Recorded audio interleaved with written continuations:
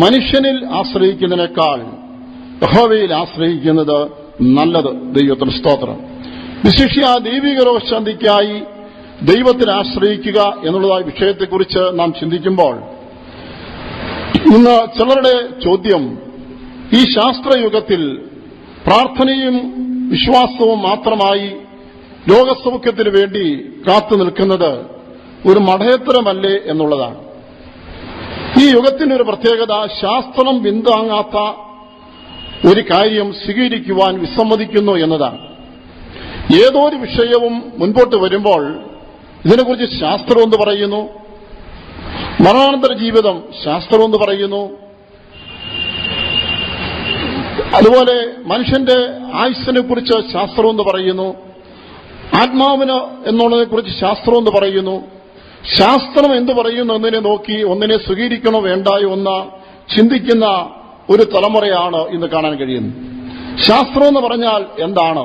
Science, അറിവ് എന്നർത്ഥമുള്ള ഒരു ലാറ്റിൻ പദം, അതായത് സയൻസിയ എന്ന പദത്തിൽ നിന്നാണ് സയൻസ് എന്നുള്ള പദം അത് ഉത്ഭവിച്ചിരിക്കുന്നത്.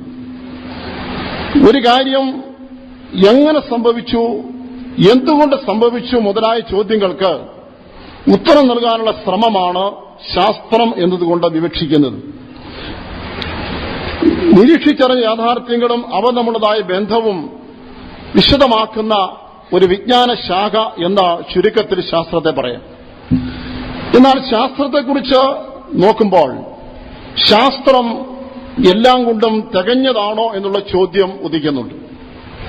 ശാസ്ത്രം എല്ലാം കൊണ്ടും തികഞ്ഞൊരു വിഷയമാണോ, അല്ലെങ്കിൽ എല്ലാ കാര്യത്തിനും ആധികാരികമായി പറയുവാനുള്ള പ്രാപ്തി ശാസ്ത്രത്തിനുണ്ടോ എന്നാണ്. പക്ഷേ ദുർഭാഗ്യമെന്ന് പറയാൻ ലോകത്തിൽ നിന്നുള്ള പല കാര്യങ്ങൾക്കും ശാസ്ത്രം ഉത്തരം നൽകുന്നില്ല, അതിൽ നൽകുവാൻ ശാസ്ത്രം വളർന്നിട്ടില്ല. രണ്ട് ഉദാഹരണങ്ങൾ പറയുകയാണ്. ഒന്ന്, അറ്റ്ലാന്റിക് സമുദ്രത്തിൽ ബെർമുഡ ട്രയാങ്കിൾ എന്നൊരു സ്ഥലമുണ്ട്. വളരെ അപകടകരമായ ഒരു സമുദ്രഭാഗമാണ്. ആ സമുദ്രഭാഗത്തേക്ക് കപ്പലുകൾ പോകാറില്ല, അതിനു മീതെ പ്ലെയിനുകൾ പറക്കാറില്ല. ഏതെങ്കിലും കപ്പലുകൾ വഴിതെറ്റി അവിടെ ചെന്നുപോയെങ്കിൽ അത് പെട്ടെന്ന് അപ്രത്യക്ഷമാകും. പ്ലെയിനുകൾ അതിന് മീതെ പറന്നാൽ പിന്നീട് റഡാറിൽ നിന്ന് അപ്രത്യക്ഷമാകുകയാണ്, പിന്നീട് അറിവ് കിട്ടുകയില്ല. ഇതിനോടകം 40ഓളം കപ്പലുകളും 85-ലധികം വിമാനങ്ങളും ബെർമുഡ ട്രയാങ്കിളിൽ ചെന്ന് അപ്രത്യക്ഷമായി അതിന്റെ ഒരു പൊടി പോലും കിട്ടിയിട്ടില്ല. അല്ലെങ്കിൽ ഈ കപ്പൽ തകർന്നുവോ, അത് പൂർണ്ണമായി എവിടേക്കെങ്കിലും കൊണ്ടുപോയിപ്പെട്ടോ യാതൊരു തെളിവും ശേഷിക്കാതിരിക്കുകയാണ്. ഇതിനെക്കുറിച്ച് അന്വേഷിക്കുവാനായി അത്യാധുനിക വിമാനങ്ങൾ, ആധുനികമായ സംവിധാനങ്ങളുള്ള വിമാനങ്ങൾ അയച്ചെങ്കിലും അവയും കാണാതായി. അന്വേഷിക്കാൻ പോയ വിമാനങ്ങളെക്കുറിച്ചും വൈമാനികരെക്കുറിച്ചും യാതൊരു അറിവുമില്ല. ഇതോടുകൂടെ ഈ വിഷയം അന്വേഷിക്കാൻ ആരും തയ്യാറല്ല എന്ന നിലയിലാണ് ശാസ്ത്രം നിൽക്കുന്നത്. ശാസ്ത്രത്തിന് ഉത്തരമില്ല. എന്താണ് ബെർമുഡ ട്രയാങ്കിളിന്റെ പ്രതിഭാസം? മറ്റൊന്നാണ്, അനേക നാളുകളായി പലപ്പോഴായി അതേ ലോകത്തിൽ പ്രത്യക്ഷപ്പെടുന്ന പറക്കും തളികകൾ, ഫ്ലൈയിങ് സോസേഴ്സ്. എന്താണിത്? ശാസ്ത്രത്തിന് അതിന് വ്യക്തമായ ഒരു ഉത്തരം നൽകുവാൻ കഴിഞ്ഞിട്ടില്ല. കുറെ ഊഹാഭോഹങ്ങളും അഭിപ്രായങ്ങളും മാത്രമാണ് ശേഷിക്കുന്നത്. ഞാൻ പറഞ്ഞതിന് ഉദ്ദേശ്യം, ദൈവിക രോഗശാന്തിയെ ശാസ്ത്രം എന്താകുന്നുവോ എന്ന് ചോദിച്ചാൽ, ശാസ്ത്രം പറയുന്നത് ഞാൻ സ്വീകരിക്കുന്ന ഒരാൾ പറഞ്ഞാൽ ശാസ്ത്രം എല്ലാറ്റിലും അഭിപ്രായം പറയുവാൻ വളർന്നിട്ടില്ല എന്ന് കേവലം 2 ഉദാഹരണം കൊണ്ട് ഞാൻ ഓർപ്പിക്കുകയാണ്. എങ്കിലും ശാസ്ത്രത്തിന് ചില നിഗമനങ്ങൾ എത്തിച്ചേരുവാൻ ദൈവിക രോഗശാന്തി സംബന്ധിച്ച് കഴിഞ്ഞിട്ടുണ്ട് എന്നുള്ളത് ശുഭോദർക്കമാണ്. 2006 ഡോക്ടേഴ്സ് ഇന്റർനാഷണൽ കോൺഫറൻസ് ഫിലിപ്പീൻസ് നടന്നു. ഏതാണ്ട് 26 രാജ്യങ്ങളിൽ നിന്നായി 500-ലധികം വിദഗ്ധ ഡോക്ടർമാർ പങ്കെടുത്ത ആ കോൺഫറൻസിൽ ആധുനിക ചികിത്സാ സംവിധാനങ്ങളും ചികിത്സാരംഗത്തെ നൂതനമായ പ്രതിഭാസങ്ങളും ഒക്കെ ചർച്ചാ വിഷയമായപ്പോൾ അവിടെ മുഖ്യമായ ചർച്ചയിലേക്ക് വന്നത് അനേകം മാരക രോഗങ്ങൾ പിടിപെട്ട് വൈദ്യശാസ്ത്രം കൈവിട്ടതായ അനേക രോഗികൾക്ക് പ്രാർത്ഥനയാൽ സൗഖ്യം വന്നു എന്നുള്ള വിഷയമാണ്. അത് ഒരു രാജ്യത്തല്ല, മിക്കവാറും അനേകം രാജ്യങ്ങളിൽ അനവധി ആശുപത്രികളിൽ വളരെ വളരെ ഡോക്ടർമാർക്കും നഴ്സസിനും ഇത് നിഗൂഢമായ വിഷയമായിരിക്കുകയാണ്. വൈദ്യശാസ്ത്രം കൈവിട്ട, ഒരിക്കലും സൗഖ്യമാകാൻ വിധിയെഴുതിയ രോഗികൾ പ്രാർത്ഥിച്ച് സൗഖ്യമായി പോലും. ഇത് സംബന്ധിച്ച് പരസ്യമായ ഒരു വെളിപ്പെടുത്തൽ അന്ന് ആദ്യമായിരുന്നിരിക്കാം എന്ന് തോന്നുന്നു.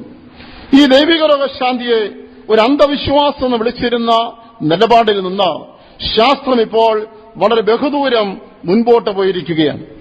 രോഗസൗഖ്യമാക്കുവാൻ പ്രാർത്ഥനയ്ക്ക് കഴിയും എന്നുള്ള വിഷയം ശാസ്ത്രത്തിന്റെ പരിധിക്ക് അപ്പുറമാണെങ്കിലും ഇതിനെക്കുറിച്ച് ഗവേഷണം നടത്തുവാൻ ഇന്ന് മെഡിക്കൽ സയൻസ് കോടിക്കണക്കിന് രൂപ ചെലവഴിച്ചുകൊണ്ടിരിക്കുന്ന ഒരു കാലം കൂടിയാണ്. ഹാർവാർഡ് യൂണിവേഴ്സിറ്റിയിലെ ഒരു മനഃശാസ്ത്രജ്ഞനായ ഡോക്ടർ റിച്ചാർഡ് മാക്നെല്ലിനി എന്ന വ്യക്തി ഇപ്രകാരം പ്രസ്താവിച്ചു: മധ്യസ്ഥ പ്രാർത്ഥനയുടെ ഏതോ അദൃശ്യ ശക്തി മനുഷ്യരിലേക്ക് കടന്നു വരുന്നു. ഇത് രഹസ്യമായ കാര്യമല്ല. ഇന്ത്യൻ എക്സ്പ്രസ് എന്ന ദിനപത്രം വെളിപ്പെടുത്തിയ ഒരു വിഷയമാണ്. ഇതുപോലെ പല വിദഗ്ധരായ പ്രശസ്തരായ ഡോക്ടർമാരും ഈ വിഷയത്തിൽ അഭിപ്രായം രേഖപ്പെടുത്തിയിട്ടുണ്ട്. പ്രാർത്ഥന എന്നുള്ളൊരു ഔഷധം എന്നൊരു പ്രബന്ധം ഡോക്ടർ ലെവി ഡോർസി രചിച്ചിട്ടുണ്ട്. അതുപോലെ പ്രാർത്ഥനയ്ക്ക് രോഗശാന്തിയിലുള്ള നിർണായകമായ പങ്കിനെപ്പറ്റി USA professor doctor Dane Matthews എഴുതിയിട്ടുണ്ട്. വിശ്വാസം ശക്തിയുള്ള ഒരു ഔഷധം എന്നൊരു പ്രബന്ധം ഡോക്ടർ ഫില്ലിസ് മാക്കിൻഡേഷ് എന്ന വ്യക്തി എഴുതിയിട്ടുണ്ട്. അതുപോലെയാണ് ഹൃദ്രോഗ വിദഗ്ധനായ ഡോക്ടർ റാൻഡോൾഫ് ബൈഡ്, ഡോക്ടർ ബെൻസൺ. നമ്മുടെ ഈ കേരളത്തിൽ തിരുവനന്തപുരത്തെ ന്യൂറോളജി വിഭാഗം മുൻ മേധാവി doctor K Rajasekharan Nair, doctor Jairus, ഇങ്ങനെയുള്ള ആളുകളും ദൈവിക രോഗശാന്തി അല്ലെങ്കിൽ രോഗത്തിന് സൗഖ്യം നൽകുന്നതിൽ പ്രാർത്ഥനയുടെയും വിശ്വാസത്തിന്റെയും പങ്കിനെക്കുറിച്ച് സാക്ഷ്യപ്പെടുത്തിയിട്ടുള്ളവരാണ്. USA national centre for complementary and alternative മെഡിസിനിലെ സീനിയർ ഉപദേശകനായ ഡോക്ടർ റിച്ചാർഡ് നാഫിന്റെ വാചകം കൂടെ ഉദ്ധരിച്ച് ഞാൻ ഈ പരാമർശങ്ങൾ അങ്ങനെ പരിബന്ധപ്പെടുത്തുകയാണ്. താൻ പറഞ്ഞിരിക്കുന്നത്, ആസ്പിരിൻ പോലെയുള്ളതായ മരുന്നുകളുടെ പ്രവർത്തനവും ഉപയോഗവും ആധുനിക ശാസ്ത്രം മനസ്സിലാക്കിയതുപോലെ പ്രാർത്ഥനയ്ക്ക് വിശ്വാസത്തിനും രോഗത്തെ സൗഖ്യമാക്കുവാൻ കഴിയും എന്നുള്ളതിനെക്കുറിച്ച് കൂടുതലായി ഇന്ന് ലോകവും ശാസ്ത്രവും മനസ്സിലാക്കാനിരിക്കുന്നതേ ഉള്ളൂ എന്നതാണ് ദൈവത്തിന് സ്തോത്രം. പ്രിയമുള്ളവരെ, ദൈവിക രോഗശാന്തി പ്രാർത്ഥനയാൽ വിശ്വാസത്താലും മാത്രം രോഗസൗഖ്യമാകുക എന്നതിനെ ശാസ്ത്രത്തിന്റെ അറിവിനും പരിധിക്ക് അപ്പുറമായ ഒരു ദിവ്യ പ്രവർത്തനമാണ്. എങ്കിലും ദൈവം ഈ ലോകത്തിന്റെ ബുദ്ധിക്ക് ഒരു പരിധിവരെ ഇതൊക്കെ ചിന്തിക്കുവാനും ഇതൊക്കെ നിരീക്ഷിക്കുവാനും ആശ്ചര്യപ്പെടുവാൻ അനുവദിക്കുന്നുണ്ടെന്നുള്ളത് ദൈവമക്കൾക്ക് വളരെ ഉത്സാഹഭരിതമായ വാർത്തയാണ്. ദൈവത്തിന് സ്തോത്രം. ചികിത്സ വേണ്ടെന്ന് വയ്ക്കുവാനുള്ളതായ ഒരു സ്വാതന്ത്ര്യം ഒരുവനുണ്ടോ എന്ന ചോദ്യം പലപ്പോഴും മനുഷ്യൻ ഉന്നയിക്കാറുണ്ട്. തീർച്ചയായും ഉണ്ട്. രോഗം വന്നാൽ എനിക്ക് ചികിത്സിക്കണമോ വേണ്ടയോ, മരുന്ന് ഉപയോഗിക്കണമോ അതോ പ്രാർത്ഥനയും വിശ്വാസം മതിയോ എന്ന് തീരുമാനിക്കുവാൻ ഓരോ മനുഷ്യനും തീർച്ചയായും സ്വാതന്ത്ര്യമുണ്ട്. ഇന്ത്യൻ ഭരണഘടനയിൽ ഫണ്ടമെന്റൽ റൈറ്റ്സ് അല്ലെങ്കിൽ മൗലികാവകാശം എന്ന് പറഞ്ഞൊരു ഭാഗമുണ്ട്. അതില് വ്യക്തിഗതമായി മതവിശ്വാസത്തെക്കുറിച്ച് 3 വാക്കുകളാണ്. In the right freely to profess, practise and propagate religion.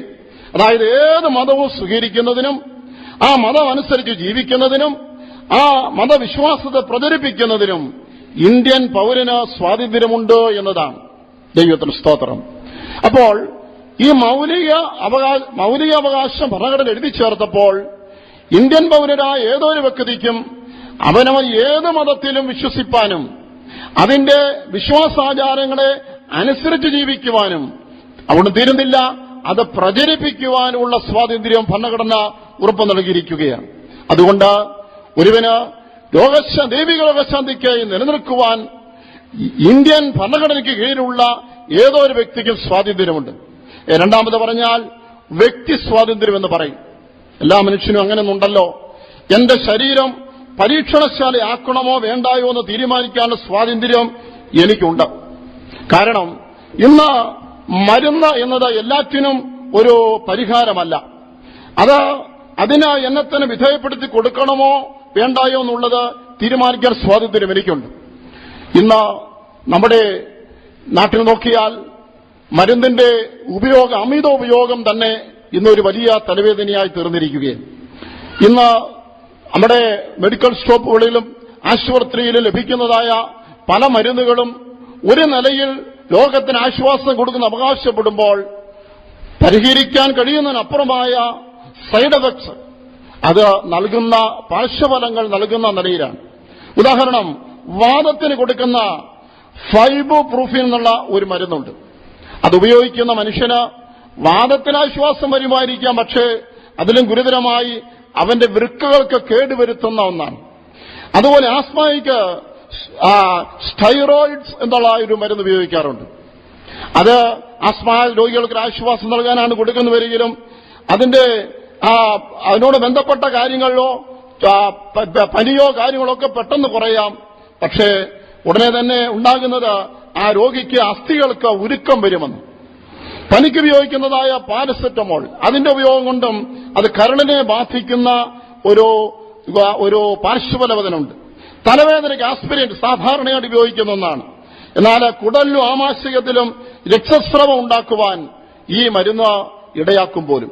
അഥവാ പല മരുന്നുകളുടെയും ഉപയോഗ നിമിത്തം പ്രത്യേകിച്ച് നല്ല മരുന്നുകൾ ലഭിക്കാനില്ല, മായം കലർന്ന മരുന്നുകൾ വർദ്ധിച്ചിരിക്കുന്ന കാലമാണ്. ഇന്ന് വിപണിയിൽ ലഭ്യമായതും ആതുരശാലകൾ ഉപയോഗിക്കുന്നതുമായ പല മരുന്നുകളും വ്യാജമരുന്നുകളാണ്. ഇതൊക്കെയും കഴിക്കുമ്പോൾ ഒരിക്കലും സൗഖ്യമാകാനാവാത്ത മാരക രോഗങ്ങൾ പിടിപെടുകയും അകാല മരണം ഉണ്ടാകുകയും ചെയ്യുന്നു. ഇങ്ങനെയുള്ളതായ സാഹചര്യത്തിൽ രോഗിയായ എന്റെ ശരീരത്തെ ഒരു പരീക്ഷണശാലയാക്കണമോ വേണ്ടായോ എന്ന് തീരുമാനിക്കാനുള്ളതായ സ്വാതന്ത്ര്യം എനിക്കുണ്ട്. ദൈവത്തിന് സ്തോത്രം. അപ്പോൾ ദൈവിക രോഗശാന്തിക്ക് നിലനിൽക്കുന്നതായ ഒരു വ്യക്തിയെ സംബന്ധിച്ച് പറഞ്ഞാൽ അത് ഒരു വ്യക്തിക്ക് അതിനുവേണ്ടി നിലനിൽക്കുവാനുള്ള സ്വാതന്ത്ര്യം വ്യക്തിസ്വാതന്ത്ര്യമുണ്ട്. എന്റെ ശരീരത്തെ അതേ ഔഷധങ്ങൾക്കും വൈദ്യന്മാർക്കും പരീക്ഷണശാലയാക്കുവാൻ ഞാൻ അനുവദിക്കുന്നില്ല എന്ന് എനിക്ക് തീരുമാനമെടുക്കാൻ കഴിയും. ദൈവത്തിന് സ്തോത്രം. ആധുനിക ലോകത്തിൽ അനേകർക്കുള്ളതായ ചോദ്യം, പ്രാർത്ഥിച്ചും വിശ്വസിച്ചും മാത്രം രോഗശാന്തിക്കായി കാത്തിരുന്നാൽ അത് കേവലം മതങ്ങൾ അനുവർത്തിച്ചു വരുന്ന പല അന്ധവിശ്വാസങ്ങളിൽ ഒന്നല്ലേ എന്നാണ് ചോദിക്കുന്നത്.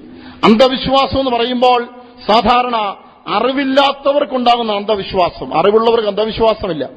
പക്ഷേ മരുന്ന് ഔഷധത്തെ ഉപയോഗിക്കാതിരിക്കുന്ന വിഷയത്തിൽ ഈ കേവലം അറിവില്ലാത്തവരാണോ നിലനിൽക്കുന്നത് എന്ന് ചിന്തിച്ചാൽ മനസ്സിലാക്കാൻ കഴിയും.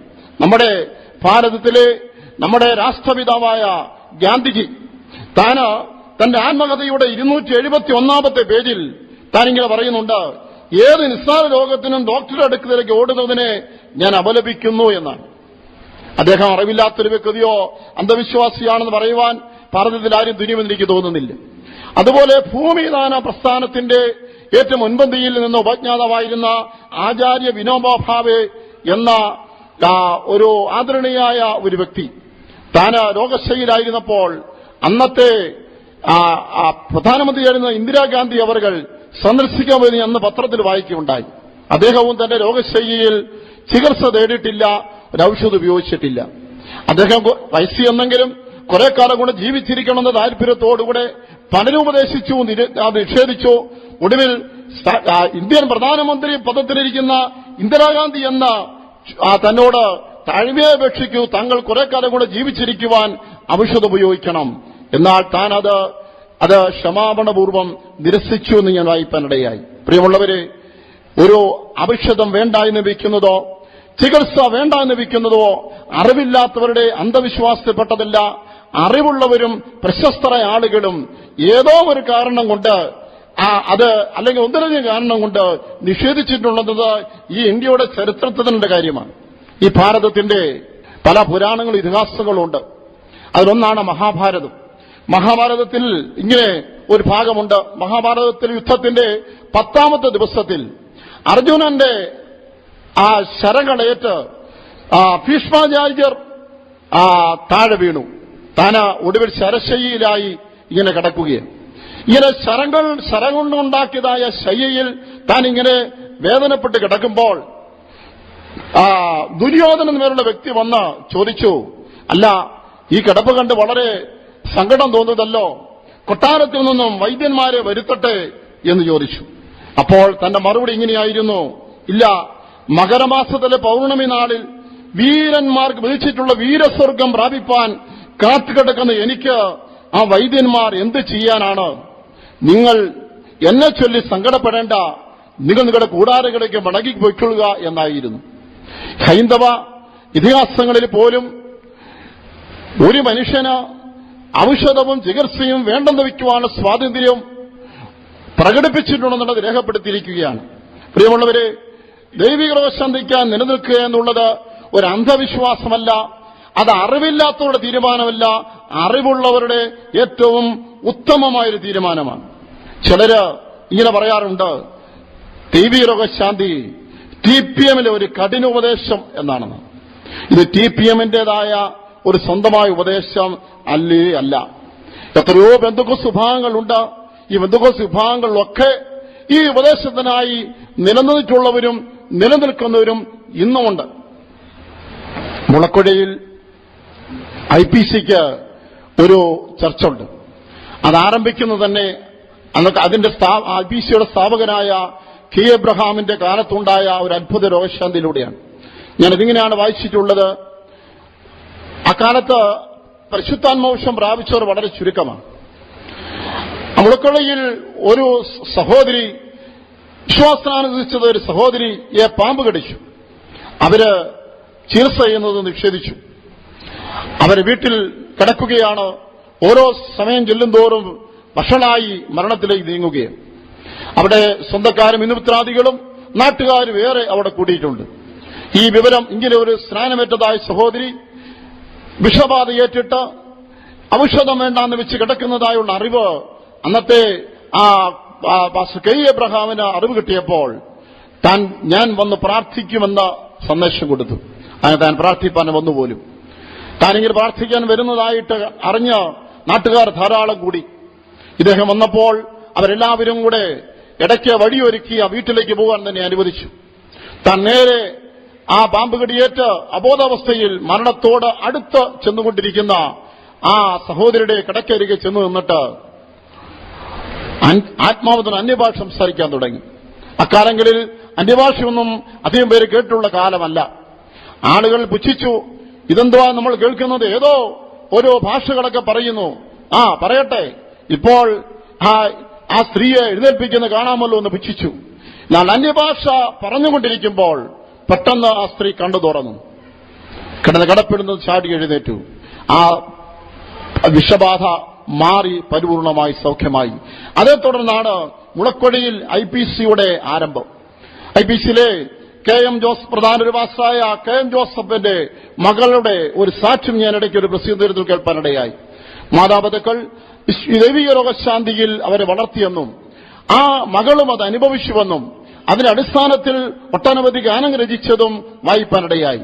ഞാൻ പറയാൻ കാരണം, പെന്തക്കോസ്ത് വിഭാഗങ്ങളിലൊക്കെ ആ വിശ്വാസം ഉണ്ടായിരുന്നവർ ഉണ്ടായിരുന്നു. ഇതിനെ പിൻപറ്റുന്നവർ ഇന്നുമുണ്ട്. AGയിലെ പ്രധാന പാസ്റ്റർമാർ ഒരാളായ ഹാരോൾഡ് ഹോട്ടൻ ഇതിനെക്കുറിച്ച് പറയുന്നത് ഇങ്ങനെയാണ്: ഔഷധവും ശസ്ത്രക്രിയവും ലോകത്തിന്റെ വഴി എന്നാണ്. AGയിലെ ഒരു പ്രധാനപ്പെട്ട പാസ്റ്റർമാരിലവരാണ്. അതുപോലെ തന്നെയാണ് AGയിലെ സുപ്രസിദ്ധ സുവിശേഷകനായിരുന്ന സ്മിത്ത് വിഗിൾസ്വർത്ത്. അദ്ദേഹം ദൈവിക രോഗശാന്തി വരപ്രാപ്തനായ ഒരു വ്യക്തിയായിരുന്നു.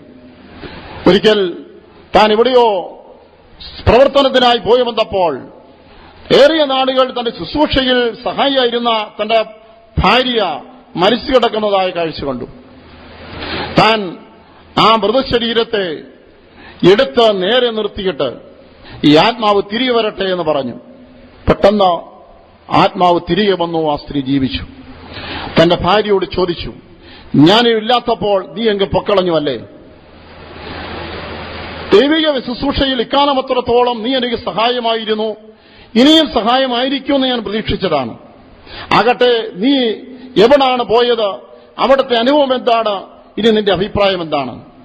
ആ സ്ത്രീ പറഞ്ഞതായ മറുപടി, ഞാൻ ഇൻപങ്കളുടെ വർദ്ധീസയിൽ ചെന്നു ചേർന്നിരുന്നു. ഇതിപ്പോ നിങ്ങൾ ആവശ്യപ്പെട്ടതിനാൽ യേശു കർത്താവിനെ മടക്കി അയച്ചിരിക്കുന്നു. ഇത്രയും കാലഘട്ടങ്ങൾ നാം ഒരു കുടുംബജീവിതം നയിച്ചു. എന്നാൽ ആവോളം കർത്തൃശുശ്രൂഷയിൽ ഞാൻ പങ്കാളിയായി. എന്നാൽ ഞാൻ ചെന്നുകയറുന്ന പർദീസയിലെ സന്തോഷത്തെയും കർത്താവായ യേശുവിന്റെ സ്നേഹവും സാമീപ്യവും ഓർക്കുമ്പോൾ ഇനി നിങ്ങളോടുകൂടെ ഒരു കുടുംബജീവിതവും ഇനി ഈ ലോകത്തിൽ കുറെ കാലം പ്രവർത്തിപ്പാനുള്ള താല്പര്യവും എനിക്ക് ഇല്ല എന്ന് പറഞ്ഞു. ഉടനെ അദ്ദേഹം പ്രാർത്ഥിച്ചു പോലും, കർത്താവേ, ഇവിടെ ആത്മാവിനെ എടുത്തുകൊള്ളണമേ. ഉടനെ ആ സ്ത്രീ മരിക്കുകയും ചെയ്തു, തന്നെ അടക്കുകയും ചെയ്തു. അത്ര വിശ്വാസത്തിൽ വീര്യമുള്ള ഒരു വ്യക്തിയായിരുന്നു ആ സ്മിത്ത് വിഗിൾസ്വർത്ത്. അദ്ദേഹം ഒരിക്കൽ ശുശ്രൂഷ ബന്ധത്തിൽ യാത്ര ചെയ്ത് പോകവേ പാസ്റ്റർ പോളിനോടുകൂടെ ഒരു രാത്രിയിൽ താൻ കഴിച്ചുകൂട്ടിയിട്ടുണ്ടെന്ന് ഞാൻ പറഞ്ഞു കേട്ടിട്ടുണ്ട്. അദ്ദേഹത്തിന് ടി വി റോഷാന്തിയെ കുറിച്ചുള്ളതായ താൻ ഏജിയിലെ ഒരു ശുശ്രൂഷകനാണ്.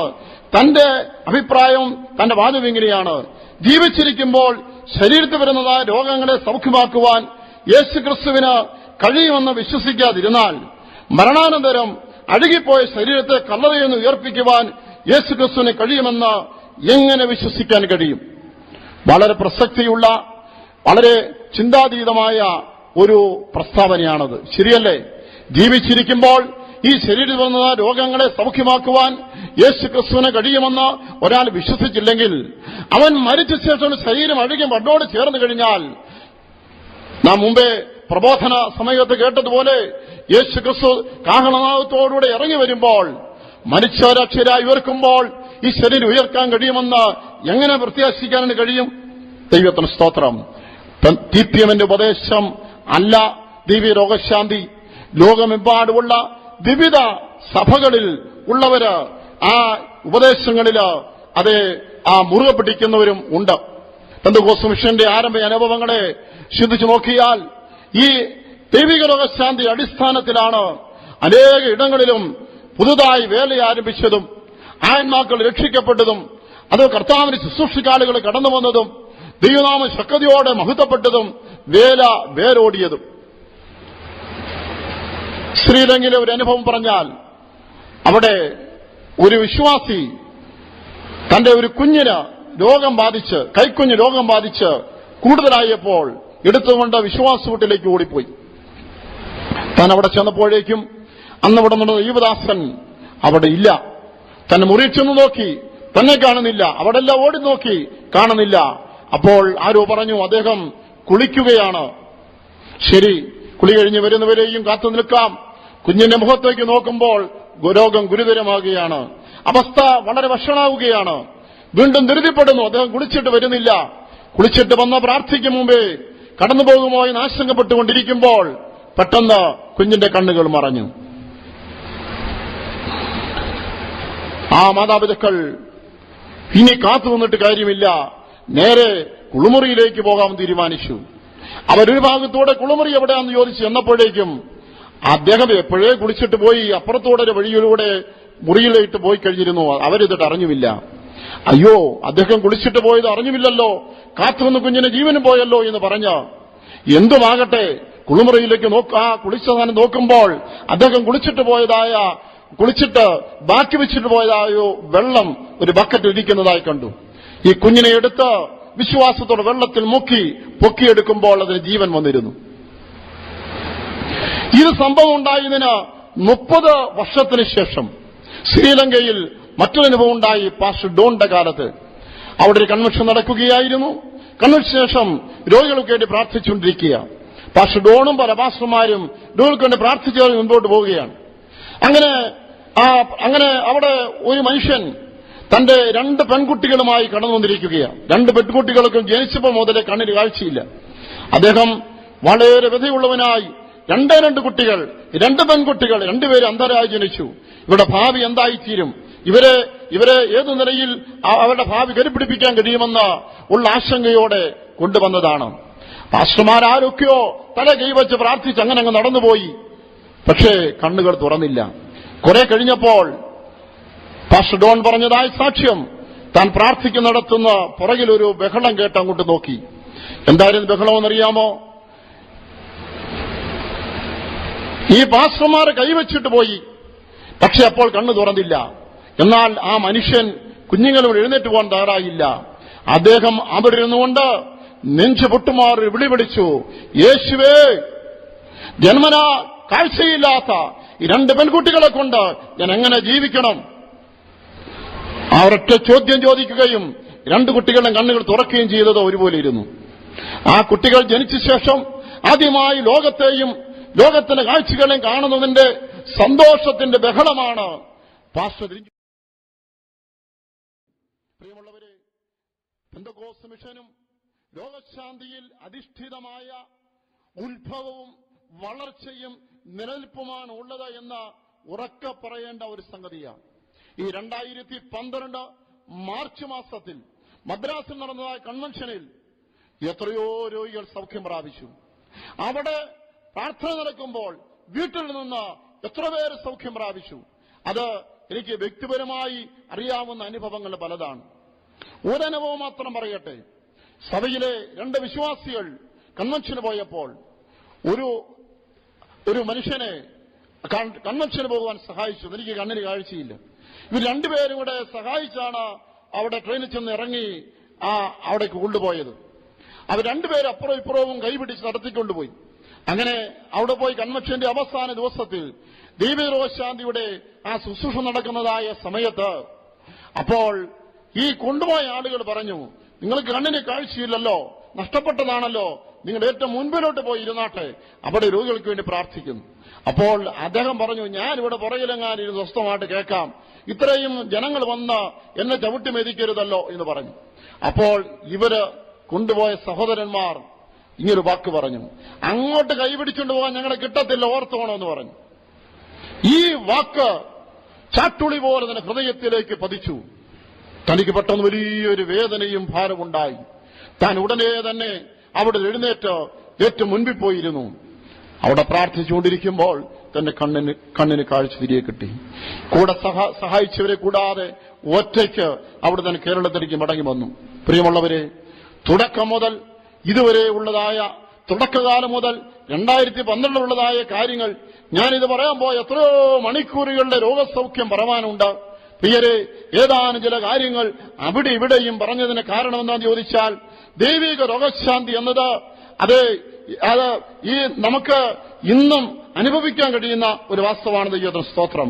അങ്ങനെ ഈ ദൈവിക രോഗശാന്തി ശ്രേഷ്ഠമായ ഒരു അനുഭവം ആയിരുന്നത് കൊണ്ടാണ് പെന്തക്കോസ്ത് ലോകത്തിലെ ആദ്യ പിതാക്കന്മാർ, ആദ്യകാല വിശ്വാസികളെ ശുശ്രൂഷകര് ഈ സത്യത്തിനു വേണ്ടി ഇത്രയേറെ ത്യാഗസഹിപ്പാനിടയായത്. നിർഭാഗ്യമെന്ന് പറയട്ടെ, ഇന്ന് പെന്തക്കോസ്ത് ലോകത്തിലെ പല ശുശ്രൂഷകർക്ക് പോലും പ്രാർത്ഥനയാലും വിശ്വാസത്താലും രോഗശാന്തിക്കായിട്ട് നിൽക്കുവാൻ കഴിയാതെ പോകുന്നൊരു കാലഘട്ടം. പരസ്യരംഗത്ത് രോഗികൾക്ക് വേണ്ടി പ്രാർത്ഥിക്കുകയും അവർക്ക് നൽകിയതായ കൃപാവരം കൊണ്ട് മറ്റുള്ളവർക്ക് സൗഖ്യം കിട്ടുമ്പോൾ തങ്ങളുടെ രോഗത്തിനുള്ള ഔഷധമോ ടാബ്ലറ്റ്സോ പോക്കറ്റിട്ട് നടക്കുന്ന സ്ഥിതിയാണുള്ളത്. എന്തുകൊണ്ട് ഇങ്ങനെ വന്നിരിക്കുന്നു? അതെ, ഇതേറ്റവും ശ്രേഷ്ഠമായ ഒരു അനുഭവമാകുന്നു.